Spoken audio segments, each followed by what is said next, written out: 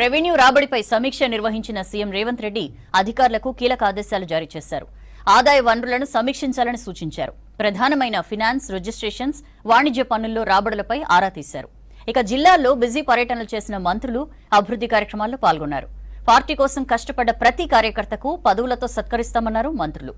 ఓడి 7 నెలలవుతున్నా BRS కు ఇంకా సిగ్గు రాలేదని విమర్శించారు.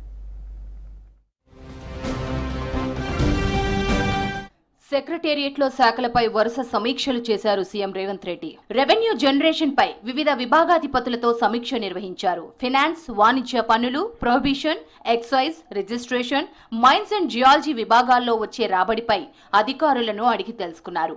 ఈ సమావేశానికి ఉప ముఖ్యమంత్రి బట్టి విక్రమార్క, మంత్రులు పొంగులేటి శ్రీనివాసరెడ్డి, జూపల్లి, ప్రభుత్వ ప్రధాన కార్యదర్శి శాంతికుమారి హాజరయ్యారు. ఆదాయ వనరులు పెంచాలని ఇప్పటికే సీఎం రేవంత్ రెడ్డి ఆదేశించారు. త్వరలో పూర్తిస్థాయి బడ్జెట్ ఉంటుందని, ఏ శాఖల్లో ఎంత ఆదాయం ఉందనే దానిపై అధికారులను అడిగి తెలుసుకున్నారు. నిరుద్యోగులు ప్రతిపక్షాల ఉచ్చులో పడవద్దని సూచించారు మంత్రి పొన్నం ప్రభాకర్. మేధావుల అభిప్రాయం తీసుకొని జాబ్ క్యాలెండర్ విడుదల చేస్తామని చెప్పారు. బీజేపీ, బీఆర్ఎస్ కలిసి హైదరాబాద్ను ఆగం చేసింది వాస్తవం కాదా అని ప్రశ్నించారు పొన్నం. కాంగ్రెస్ పార్టీ ప్రశ్నిస్తా ఉంది కిషన్ రెడ్డి గారిని. హైదరాబాద్ అభివృద్ధికి స్థానిక పార్లమెంట్ సభ్యుడిగా, మంత్రిగా హైదరాబాద్ అభివృద్ధి చేయడానికి అవకాశం వచ్చినటువంటి శాఖను గత 5 సంవత్సరాలు నిర్వహించినటువంటి మీరు ఏం చేసినారో చెప్పండి. ఉపాధి అవకాశాలను మెరుగుపరిచే స్కిల్ డెవలప్మెంట్కి ఏమైనా స్కీమ్ తెచ్చిండ్రా? ఇన్ఫ్రాస్ట్రక్చర్ క్రియేట్కి ఏమైనా స్కీమ్ తెచ్చిండ్రా? ఉమెన్ ఎంపవర్మెంట్కి ఏమైనా స్కీమ్ తెచ్చిండ్రా? మైనార్టీ, ఎస్సీ, బీసీ వెల్ఫేర్కి ఏమైనా తెచ్చిండ్రా? ₹1 తేని మీకు హైదరాబాద్కు నిర్లక్ష్యానికి గురైందనేటువంటి హక్కు ఉందా అని అడుగుతా ఉన్నాం. పార్టీ కోసం కష్టపడ్డ ప్రతి కార్యకర్తకు తగిన గుర్తింపు ఇస్తామన్నారు మంత్రి శ్రీధర్ బాబు. రాష్ట్ర ట్రేడ్ ప్రమోషన్ కార్పొరేషన్ సంస్థ చైర్మన్ గా అయిత ప్రకాష్ రెడ్డి బాధ్యతలు స్వీకరించారు. కార్యక్రమానికి చీఫ్ గెస్ట్ గా మంత్రి శ్రీధర్ బాబు హాజరయ్యారు. గత ప్రభుత్వంలో నామమాత్రంగా ఉన్న కార్పొరేషన్ ను అభివృద్ధి పథంలో నడిపిస్తామన్నారు శ్రీధర్ బాబు. ఎన్ని ఇబ్బందులు వచ్చినా, ఎన్ని కష్టాలు వచ్చినా కాంగ్రెస్ పార్టీని విడిచి పోకుండా ఉండి, ఒకడున్నా ఇద్దరున్నా కాంగ్రెస్ పార్టీని పటిష్టం చేసే అనేక మంది మా నాయకులకు సంబంధించిన ఒక స్ఫూర్తిగా ఈ రోజు ప్రకాష్ రెడ్డి గారిని కాంగ్రెస్ పార్టీ ప్రభుత్వం నియామకం చేయడం జరిగింది.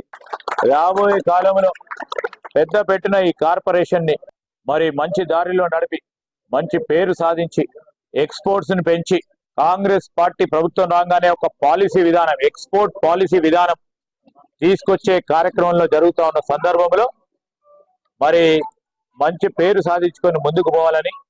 అధికారం కోల్పోయి 7 నెలలవుతున్నా బీఆర్ఎస్ నేతలు ఇప్పటికీ భ్రమల లోకం నుంచి బయటకు రాలేకపోతున్నారని విమర్శించారు మంత్రి శ్రీధర్ బాబు. ఓటమికి గల కారణాలను సమీక్షించుకోవాల్సింది పోయి ప్రభుత్వంపై బురద చల్లుతున్నారని మండిపడ్డారు.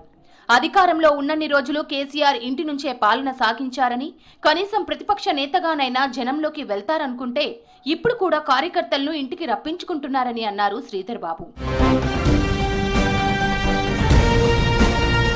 సికింద్రాబాద్ ఉజ్జయిని మహంకాళి దేవాలయంలో నిర్వహించనున్న బోనాలు రంగం కార్యక్రమాలకు హాజరు కావాలని మంత్రి కొండా సురేఖను కోరారు ఆలయ కమిటీ సభ్యులు. ఆలయ ఈవో మనోహర్ రెడ్డి, అర్చకులు హన్మకొండలోని మంత్రి నివాసంలో కొండా సురేఖను కలిసి ఆహ్వాన పత్రిక అందించారు. ప్రధాన అర్చకులు ఆహ్వాన పత్రికను చదివి వినిపించారు. ఈ నెల 21, 22న జరిగే బోనాలు రంగం కార్యక్రమాల్లో పాల్గొనాలని కోరారు.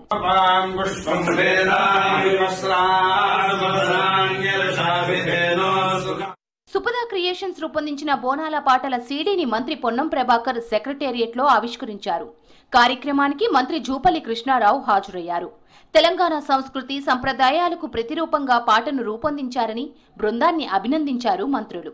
పాటకు సహకరించిన కళాకారులను ఘనంగా సత్కరించారు. ఆ తర్వాత టీజీఐఐసి కార్పొరేషన్ చైర్మన్ గా నిర్మలా జగ్గారెడ్డి బాధ్యతల స్వీకరణ కార్యక్రమానికి పొన్నం, ఉత్తమ్ హాజరయ్యారు. నిర్మలా జగ్గారెడ్డిని అభినందించారు. Telangana budget sessions schedule release అయింది. ఈ నెల 24 నుంచి తెలంగాణ అసెంబ్లీ బడ్జెట్ సమావేశాలు జరగనున్నాయి. సమావేశాల నిర్వహణపై మండలి చైర్మన్, అసెంబ్లీ స్పీకర్ రివ్యూ నిర్వహించారు. సమావేశానికి ప్రభుత్వ విప్లు, సీఎస్, డీజీపీ, ఇతర ఉన్నతాధికారులు హాజరయ్యారు. ఈ సమావేశాల్లో పూర్తిస్థాయి బడ్జెట్ను ప్రవేశపెట్టనుంది ప్రభుత్వం.